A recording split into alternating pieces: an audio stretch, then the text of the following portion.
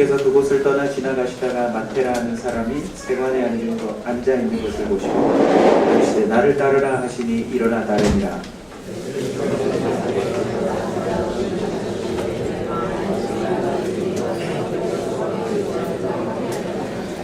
바리새인들이 보고 그의 제자들에게 이르되 어찌하여 너희 선생은 세리와 죄인들과 함께 잡수시느냐.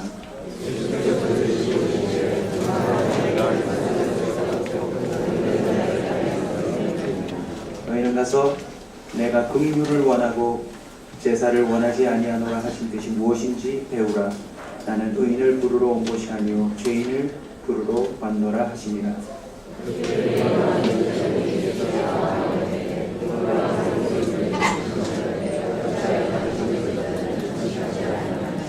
예수께서 그들에게 이르시되 혼인집 손님들이 신랑과 함께 있을 동안에 슬퍼할 수 있느냐. 그러나 신랑을 빼앗길 날이 이르리니 그때에는 금식할 것이니라.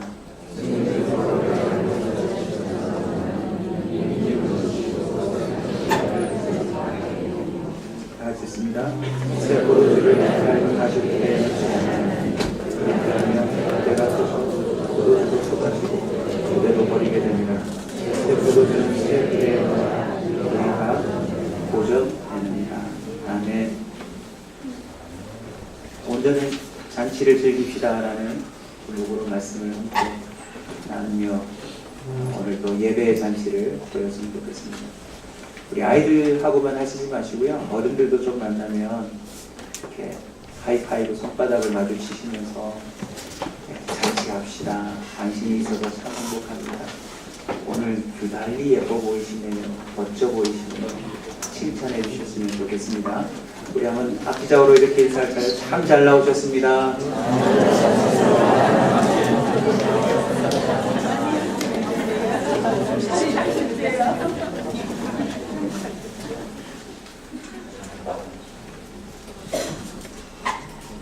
우리 아이들이 본사교회 가는 걸 너무 즐거워한다는 이야기를 제가 들을 때마다 얼마나 기쁜지 모릅니다.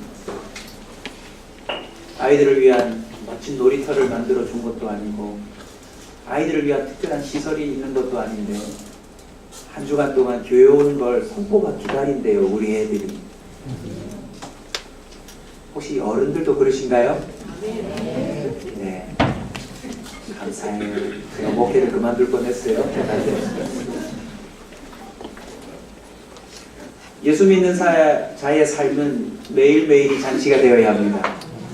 그리고 주일날 하나님이 약속하시고 명령하시니 안식을 지키는 날은 더더욱 정말 멋진 축제요 잔치가 되어야 될 줄로 믿습니다. 그래서 이 자리에 오실 때마다 여러분 좀 무거운 것들은 다 내려놓으시고 잊을 수 있는 건 좀 다 잊고 오직 하나님 한 분만으로 누리고 먹고 마시고 교제하고 큰 힘을 얻고 돌아가셨으면 좋겠습니다. 오늘 본문은 한 사람의 인생 가운데 예상치 않게 찾아온 잔치를 보여주고 있습니다. 이 사람의 본문을 통해서 온전히 잔치를 즐길 수 있는 그 삶을 배우려고 합니다. 오늘 주인공은 세리 마태입니다. 마태는 이름이고 세리는 직업이에요. 이 당시에 세리는 민족의 반역자에 해당하는 아주 상징화된 이름입니다. 세리다 하면 우리식으로 표현하면 일본 순사다 할 정도로 민족적인 감정을 일으키는 그런 직업이었습니다. 그 세리 마태가 세관에 앉아 있었네요. 세관에 앉아서 뭐 하고 있었을까요? 결국 민족들로부터 세금을 징수하고 있었겠죠. 좀 더 구체적으로 표현하면 그 당시 유대 땅을 4등분해서 그 구역을 통과할 때마다 세금을 징수했대요. 사람뿐만 아니라 물건이 지나갈 때도 세금을 거두었다고 합니다. 그냥 거둔 게 아니라 상류층과 중류층, 때로는 하층민들에게까지도 기준치보다 훨씬 더 많은 세금을 부과하고 거둬들임으로 인해서 세리들은 로마로부터 환심을 얻고 민족으로부터는 악감정을 받고 살아가는 그런 상황이었습니다. 조금 전에 예수님은 침상에 누운 중풍병자를 고쳐주십니다. 우리 읽진 않았지만 7절을 눈으로 한번 보시겠습니다. 그가 일어나 집으로 돌아가거늘. 자, 그 뒤에 나오는 말이 뭘까요? 잔치 아니겠습니까? 집에서 나갈 때는 뒤틀린 몸으로 말도 제대로 하지 못하던 참 집안에 가슴 아픈 그런 존재였던 자가 돌아올 때는 걸어서 뛰면서 돌아온 거죠. 그리고는 예수님이 나를 고쳐주셨다라고 선포하면서 이 집에는 뭐가 열렸을까요? 잔치가 열렸을 겁니다. 오늘 교회 오시면서 나름 어떻게 집을 나섰는지 모르겠지만 오늘 예배 마치고 여러분이 다시 집으로 들어갈 때는 좀 이렇게 들어갔으면 좋겠습니다. 오늘 내가 교회 가서 모든 짐을 다 내려놨다. 오늘 교회 가서 정말 하나님으로부터 큰 은혜를 입었다. 나의 뒤틀린 몸과 마음이 다 펴졌다라고 좀 이렇게 선언하면 얼마나 좋을까요? 주님이 중풍병자를 일으키자 무리가 보고 두려워하며 동시에 이런 권능을 사람에게 주신 하나님께 영광을 돌립니다. 참 하나님 살아계십니다. 그 뒤 읽으신 9절을 보십시오. 예수께서 그곳을 떠나 그 잔치가 일어났던 그 현장을 떠나서 어디론가 가시는데, 자, 마태라고 하는 그 민족으로부터 어쩌면 눈총받고 살아가는 그 인생에 잔치가 이렇게 시작됩니다. 첫 번째, 지나가시다가. 여러분, 예수님을 만난 사람들의 그 공통점이 뭐냐면 주님이 그 사람을 지나치지 않는다는 거예요. 오늘 저와 여러분이 이 예배 현장에 있는 이유도 예수님이 저와 여러분을 지나치지 않은 것 때문이라 저는 믿습니다. 예수님의 여정에는 허튼 걸음이 없게 돼요. 우리는 잘못 가는 걸음도 많고 가서는 안 되는 걸음도 많은데 주님은 걷는 걸음 하나하나에 다 의미가 있는 것. 그리고 그 걸음에 나도 포함되어 있다는 거죠. 하나님이 나를 제외시키지 않으셨습니다. 하나님이 나를 모른 척 하지 않으셨대요. 이게 얼마나 놀라운 사실인지 여러분 느껴지세요? 예수님이 모든 국민이 쳐다보지 않을 것 같은 세리마태를 지나가시다가 주목하세요. 비유였지만 여러분 흥분되지 않으세요? 대한민국의 유명한, 세계는 몰라도 그 한 사람이 오늘 여러분의 집에 와서 식사만 해도 저와 여러분의 평생의 이야기거리가 되는데 우리 인생에 예수님이 찾아오셨다니까요. 우리를 지나치지 않으셨어요. 그래서 우리 모두가 여기 와 있는 것입니다. 두 번째는 세리마태를 보고 이르시되 그에게 말을 걸었습니다. 예수님의 눈은 마태를 바라보고 계셨어요. 그리고 그를 부르는 분명한 음성이 있었습니다. 저와 여러분의 눈의 특징이 뭐죠? 이렇게 보다가도 눈 버렸다. 이렇게 살아가는 게 저와 여러분 아닙니다. 물건을 하나 골라도 우리의 눈은 어디로 갑니까? 제 눈의 안경이라고 자기가 보기 좋은 것에 주목하고 맙니다. 넘볼 수 없는 걸 넘보고요. 살 수 없는 걸 보고요. 확실히 비싼 게 좋네 하며 우리는 일단 값이 싼 것은 들여다보지도 않습니다. 기스난 거 보지 않아요. 흠이 있는 거 보지 않습니다. 근데 우리 주님은 그 민족이 가장 보기 싫어하는 그 한 사람에게 주목했다는 사실입니다. 그게 바로 잔치의 두 번째 단계였어요. 우리 주님은 저와 여러분도 보고 계세요. 지켜보고 계세요. 심판하기 위한 눈이라기보다 먼저 저와 여러분을 구원하시고자 하는, 우리의 모든 것 아시고 우리를 잔치케 하시려는 눈빛으로 바라본다는 사실을 여러분 꼭 잊지 않으셨으면 좋겠습니다. 제가 대신 그 눈빛을 잠깐 보여드리고 가겠습니다.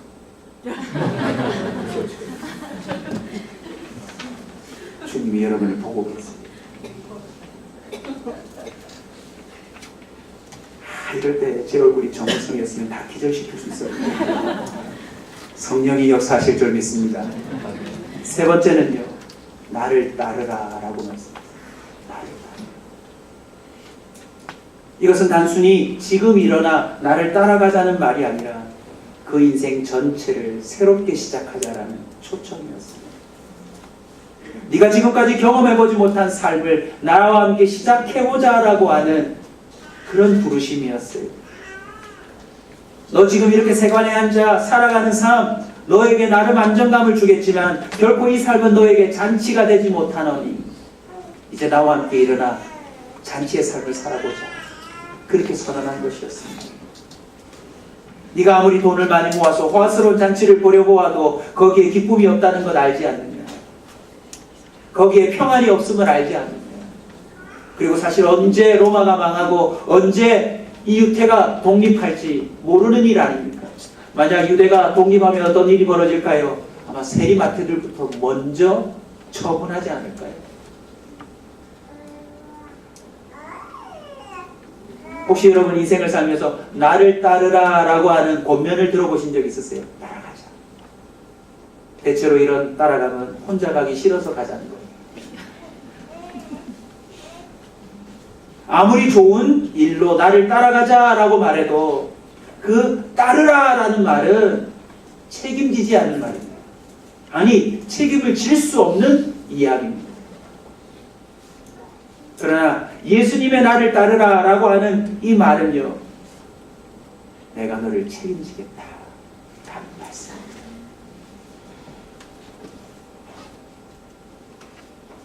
예수를 믿는 저와 여러분, 담대히 예수님을 한번 따라보지 않으시겠어요?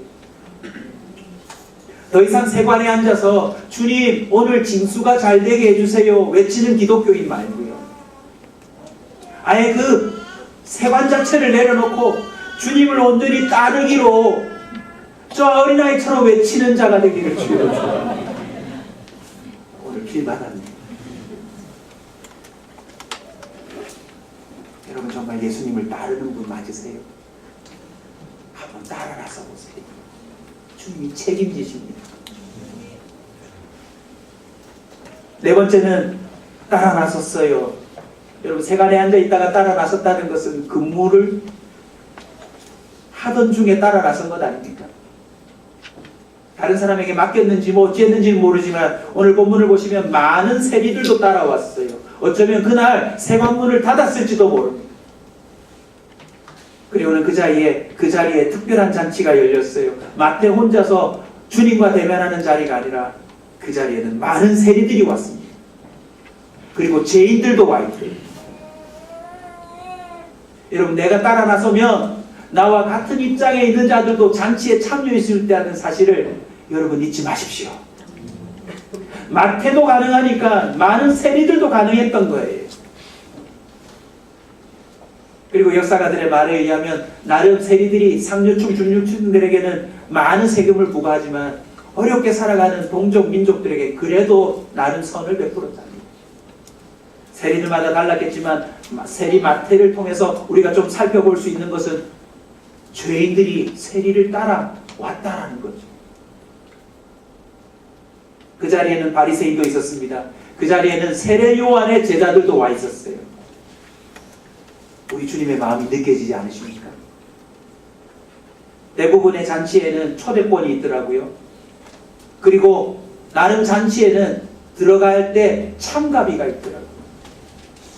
저도 주례를 많이 해봤지만 주례자라고 해서 그냥 뷔페 식당에 보내주는 걸 한 번도 못 봤습니다. 반드시 요구하는 게 있습니다. 뭡니까?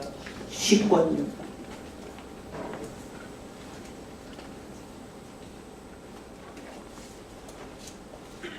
아무리 훌륭한 잔치라도 나름 자격을 따져 묻게 돼 있는데 예수님이 벌이는 잔치는 누구든지 와도 돼요. 초대받지 않는 손님들이 가득하더라는 것입니다. 한마디로 불청객, 청함받지 않은 자들마저도 주님의 잔치에 들어갈 수 있더라는 것입니다.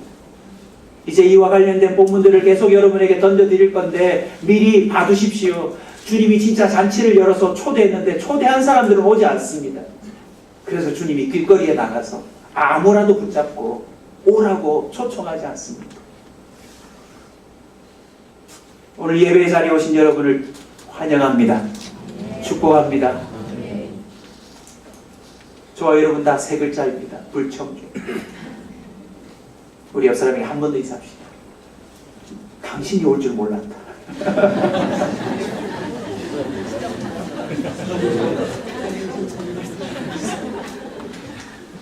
서로 놀라는 모습이 참 아름답습니다.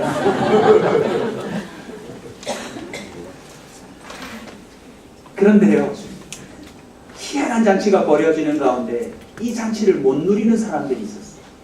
그 첫 번째가 바리새인입니다. 바리새인이 왜 잔치를 못 누렸는지 한번 차례로 살펴볼까요? 첫 번째는 못마땅함입니다.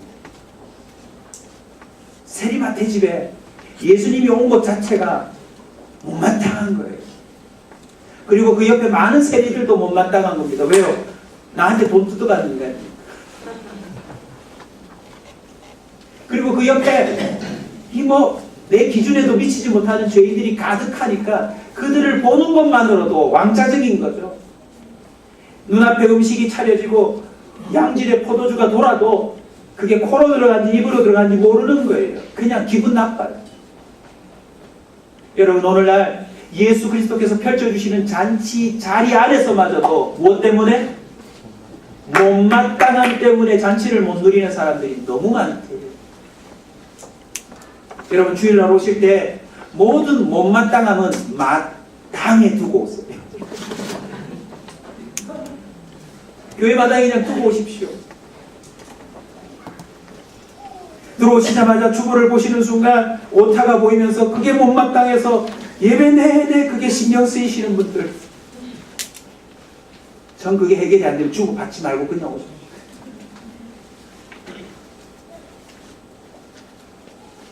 예배 자리에 앉는 순간 내 자녀를 예배 드리러 앉았는데 예배 드리는 아이가 집중 못하니까 부모가 예배 못 드리죠. 그거 부모가 못마땅해서 그래요. 근데 그거 아세요? 자녀도 여러분이 못마땅하다는 거. 우리는 주님께 집중할 필요가 있습니다. 아멘. 예배 드리는 순간만큼은 오직 주님께만 집중하십시오. 그래서 제가 아이가 뛰어나와도 음량기기가 어찌됐든 신경 쓰지 않는 이유가 뭐냐면 여기 모인 이유가 무엇입니까? 예수 그리스도 아닙니까? 아멘. 그건 나중에 고치면 되는 거고 안 고쳐줘도 괜찮고요. 주님이 나를 지나치지 않으신 사실, 그 주님이 나를 주목하고 있다는 사실, 주님이 나를 따라오라고 하신 사실. 왜 따라오라고 했을까요? 계획이 있는 거예요. 그 계획 들으시면 여러분 놀라실 거예요. 여러분의 이전에 예수 믿는 삶을 한번 뒤돌아보실래요? 못마땅해서 못 누린 예배가 얼마나 많아요. 여러분, 이제 다른 사람 보지 마십시오. 못마땅한 모든 것들에 여러분의 시선을 빼앗기지 마시고 나를 찾아오신 그 주님께 주목할 수 있기를 축원합니다. 사람에 대한 불편한 심기가 있으면 하나님이 아무리 큰 잔치를 베풀어줘도 그 잔치가 무용지물이 됩니다. 그 사람에게. 우리 아이들은 교회 오는 게 너무 즐겁다는데 우리 어른들 중에 혹시 교회 가는 게 너무 싫은 분 없나요? 예수님 때문이 아니라 못마땅한 것, 본인만 손입니다. 본인만 손. 마태복음 7장 2절입니다. 너희는 비판하는 그 비판으로 너희가 비판을 받을 것이요 너희가 헤아리는 그 헤아림으로 너희가 헤아림을 받을 것이니라. 여러분, 우리는 더 이상 비판할 이유가 없어요. 우리는 그냥 헤아려주면 됩니다. 아멘. 저 사람이 왔는데 감사하다. 나도 왔습니다. 빌립보서 2장 3절입니다. 아무 일에든지 다툼, 허영으로 하지 말고 오직 겸손한 마음으로 각각 자기보다 남을 뭐하게 여기고요? 낮게 여겨주세요. 낮게. 그러면 잔치가 더 풍성해집니다. 내가 상석에 딱 앉아서 잔치를 열어라 할 것이 아니라 얼른 다른 사람을 상석에 앉혀주는 배려. 오늘도 식사하시면서 자기 음식만 가져올 수 있지만 좀 뭔가 거동이 불편한 분을 위해서도 음식을 좀 떠다 주시면서 이렇게 또 잔치를 베풀어 줄 수 있는 여인입니다. 아멘. 텀블러를 안 가지고 와서 종이컵으로 커피 먹는 사람을 바라보면서 캠페인을 벌이는데 말이야. 못마땅한 눈으로 바라보지 마시고 다음 주에 텀블러 하나를 더 구입해서 가지고 와서 선물해주면 잔치가 벌어지는 것 아니겠습니까? 아멘.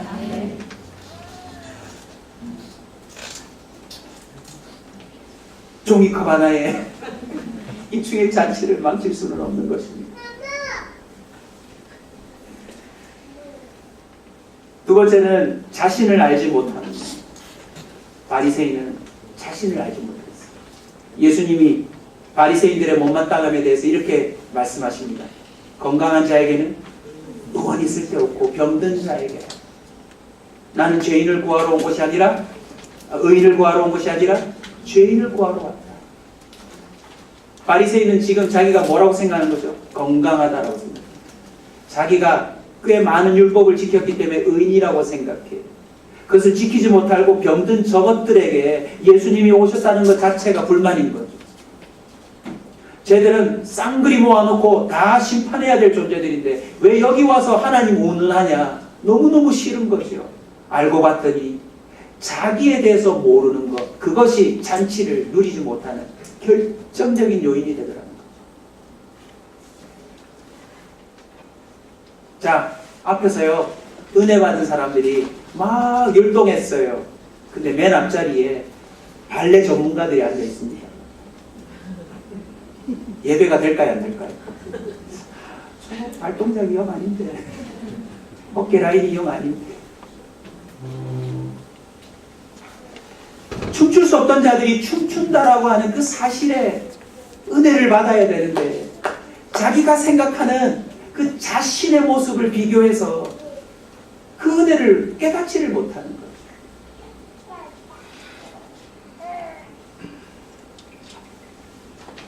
우리는 우리 자신에 대해서 제대로 알 때 잔치가 됩니다. 저와 여러분이 누구입니까? 한번 따라갑시다. 환자다. 그 환자도 그냥 환자가 아니라 불치병, 난치병 아닙니까 우리가? 죄인 중에 저 밑바닥 중에 맨 마지막에 있는 죄인이 나다라는 사실을 아는 자가 잔치를 더 많이 누립니다. 오늘 이 자리에 VVIP다라고 생각하는 사람은 그 잔치를 못 누립니다. 왜냐하면 그 대접이 자기한테 오지 않으면 이 순서는 다 마음에 들지 않는 거예요.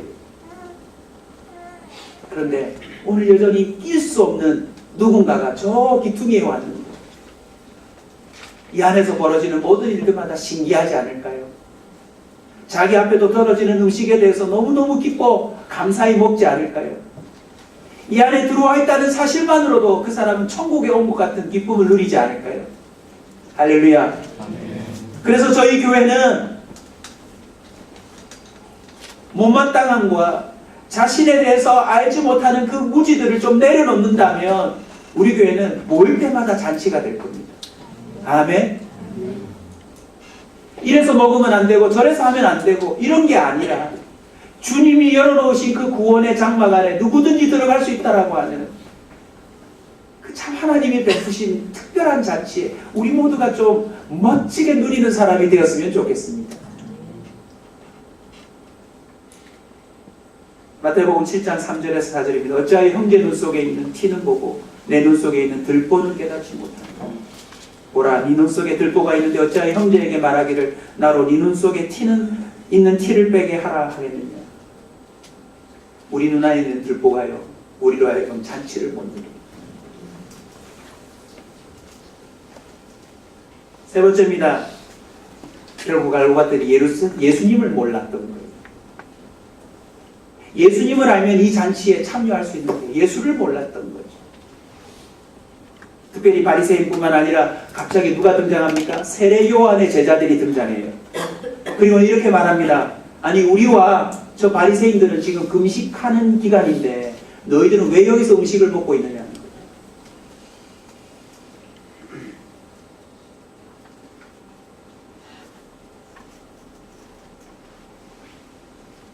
우리 주님은 금식할 때 마치 금식을 하는지 안 하는지 모르게 하라고 그랬어요. 맞죠? 이유가 뭔지 아세요? 민폐 끼치지 말라고. 구체적인 예를 하나 들어드립니다. 식당에 가서 막 밥 시킬 때 꼭 이러지 마세요. 전 지금 음식 중입니다. 뭐 어떻게 하라고요? 밥 먹는 우리는 다 죄인입니까?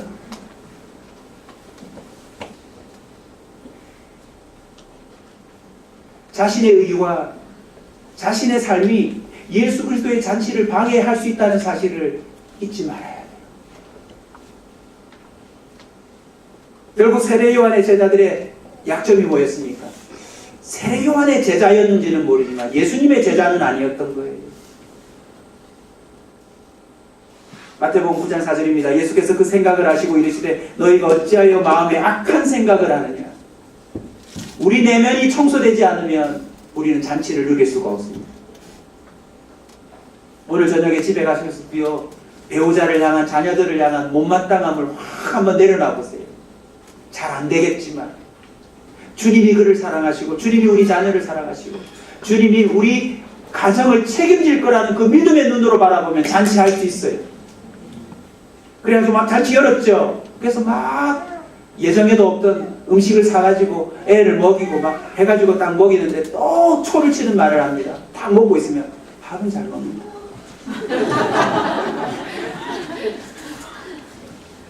그게 못마땅함이에요. 잔치를 망치고.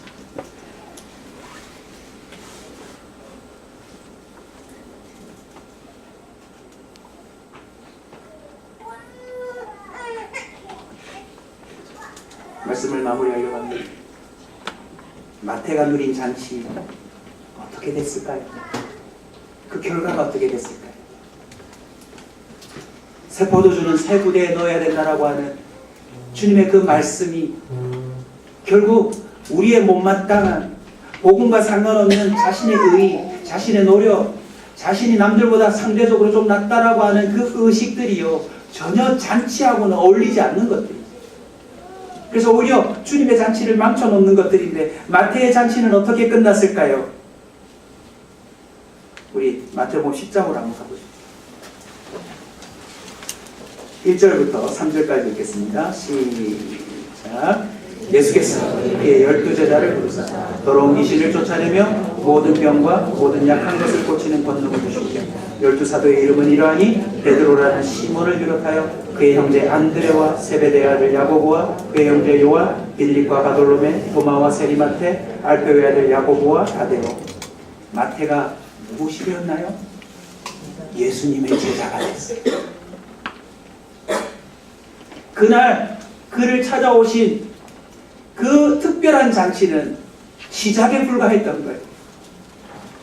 마태는 예수 그리스도의 제자가 됩니다. 그뿐입니까? 오늘 읽으신 마태복음이 이 마태가 기록한 거예요.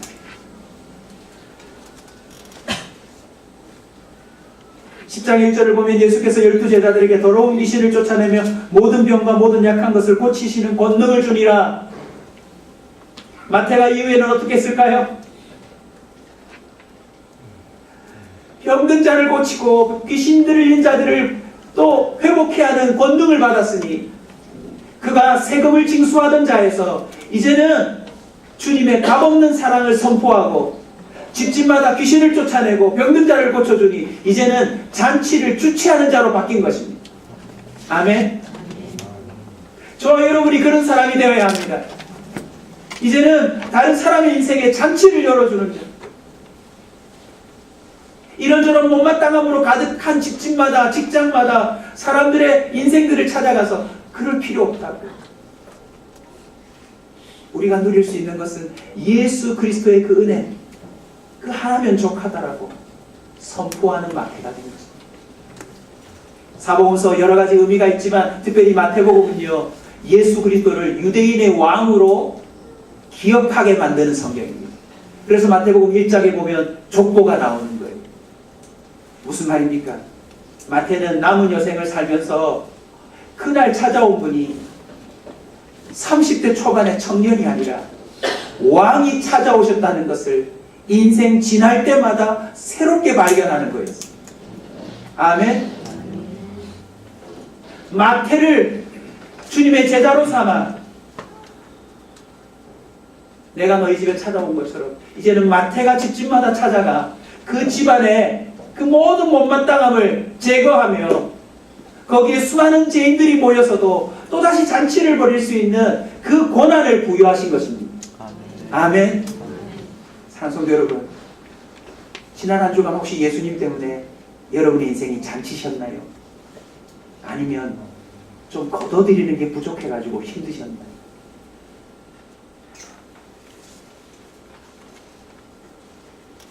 기도하고 나름 은혜 받고 살고 있는데 아직도 못마땅한 게 있지 않으세요 혹시? 그걸 청소하지 않으면 우리는 잔치 못 누려요. 더 안타까운 건 잔치 현장에 있으면서 말이에요.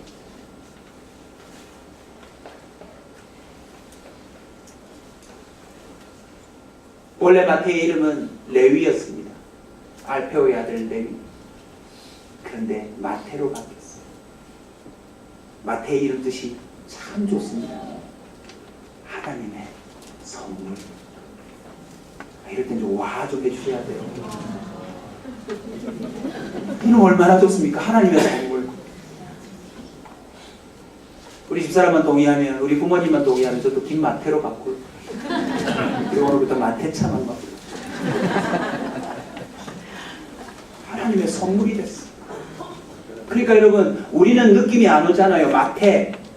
그런데 하나님의 선물이라고 하는 그 의미를 알고 있는 이 당시의 사람들은 마태가 왔다 그러면 우리말로 무슨 표현입니까?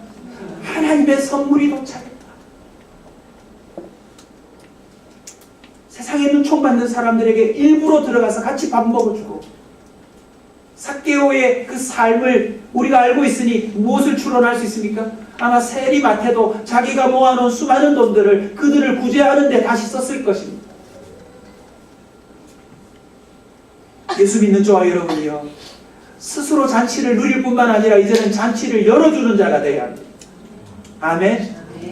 괜히 자기가 먼저 믿었다고 다른 사람한테 가서 못마땅함을 자꾸 얘기하지 마세요. 이 글에 믿으면 안 됩니다.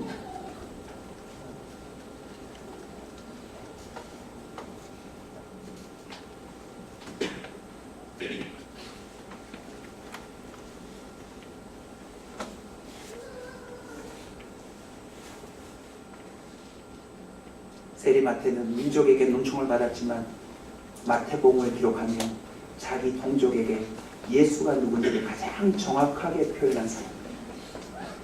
성 어거스틴은 마태복음을 이렇게 표현했습니다. 사복음서 중에 가장 정확하고 명확한 완전한 복음입니다. 자신의 동족에게 가장 예수 그리스도를 정확하게 설명한 사람이 마태가 되고 말았습니다. 역사가들의 말에 의하면 예수님이 돌아가신 뒤 15년 동안 팔레스타인 지역에서 복음을 선포했답니다. 과거 자신이 세리로 지내었던 삶을 반성하는 의미에서 육식을 피하고 식물과 열매만으로 생활하는 금욕주의 절제된 삶을 그는 평생 살았대요. 그 후에 주변 도시인 마게도니아, 수리아, 마치 바울처럼 파사, 발레리아, 메데 등지까지 정도 생활을 하다가 마지막에는 우리가 이디오피아 내시로 알고 있는 그 이디오피아라는 땅을 가서 끝까지 전도하다 목배임을 당하며 순교한 것으로 역사가들은 말합니다. 그는 지금 어디에 있을까요? 영원한 잔치집에 자신의 인생을 또 뒤돌아보며 감사하고 있지 않을까요? 예수 믿으십니까? 우리는 잔치에 이미 들어와 있는 자입니다. 그 잔치를 누리십시다. 이런저런 나 자신에 대해, 타인에 대해, 세상에 대해 못마땅한 거, 그건 다 우리 몫이 아닙니다. 하나님께 맡기십시다. 나 같은 자를, 아니 더 솔직하게 말하면 정말 못마땅히 여길 만한 나를 먼저 불러주신 주님의 그 은혜를 생각하며 잔치를 마음껏 누립시다. 그래서 그 모습 때문에 나와 동일한 세리 같은 많은 사람들이 당신도 되니 나 같은 자도 되겠네 라고 하는 자신감을 얻도록 좀 만들어 줍시다. 요한계시록 3장 20절입니다. 볼지어다 내가 문 밖에 서서 문을 두드리노라. 누구든지 내 음성을 듣고 문을 열면 내가 그에게로 들어가 그로 더불어 먹고 그는 나로 더불어 먹으리라. 저와 여러분의 마음은 약속하시면 오늘 당장부터 잔치가 시작됩니다. 그 잔치에 천국 갈 때까지 수많은 사람들을 초대하셔서 평생 천국 잔치를 버리고 살아가는 저와 여러분 되시길 축원합니다.